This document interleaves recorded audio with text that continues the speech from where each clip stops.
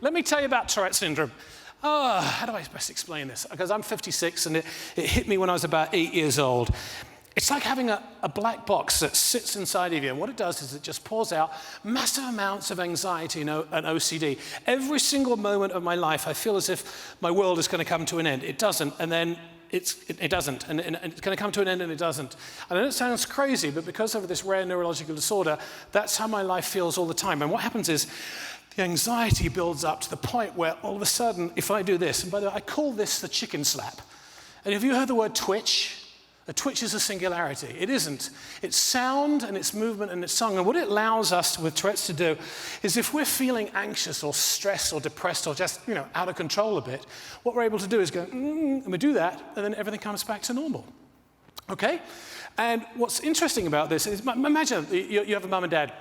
You're a mum and dad, and you have your child, and it's perfect in all ways. My father was a dentist, my mother was a teacher. And then around the age of 8, your child starts to do this and doesn't sleep well and gets angry, and also at school looks under his shoe like this. So, you know what kids are like at school, they're really honest. They call me dog poo stew. Ho, ho, for obvious reasons. All I can tell you is that, you learn to live with a rare neurological disorder. And it seems to me that everyone today is dealing with some sort of anxiety-based disorder. Does that make sense? Because you see all this puppetry, but it's all of the anxiety and stuff that happens on behind me. And here, let me ask you this. How many of you have one of these? A smartphone. Well, I promise you this. If you have a smartphone, you have Tourette's. Can I prove that to you? Because what happens if you don't pick this up? What happens? Doesn't it call to you? Doesn't it say, hey, I've probably got an email for you? There are people out there today who are checking this and living this. They check this anywhere between 100 and 200 times a day. Not only between the hours of 8 and 8, they get up at midnight, and some of you know what I'm talking about. You wake up at 2 o'clock in the morning and you're doing this. So do you understand that I have Tourette's? So I have to, by the way, all my Tourette's, all my twitches you might want to notice are all on the right-hand side of my body, not the left. Who knows why? So maybe I've just got half the Tourette's. But so mine stuff is all on this side. And don't you do the same thing? When I do this, all my anxiety goes away. And doesn't it happen for you? You've got the phone here. The longer you leave it, and then you pick it up, and you go, So do you see? This is my twitch, and this is yours. And by the way, you're probably thinking to yourself, why does this guy not twitch? So why does this guy not swear?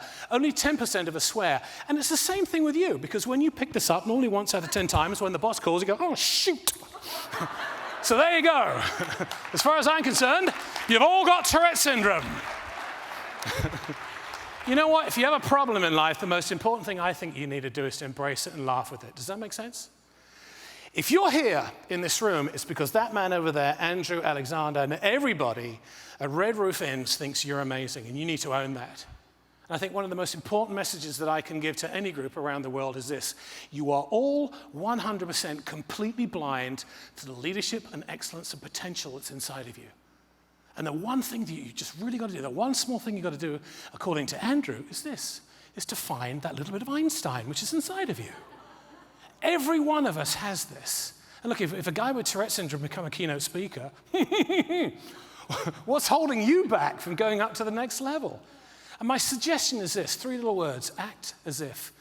You're all leaders of the people in your organizations, and my suggestion is to talk to your people about just, acting as if, trying something for the first time, so it becomes a new habit.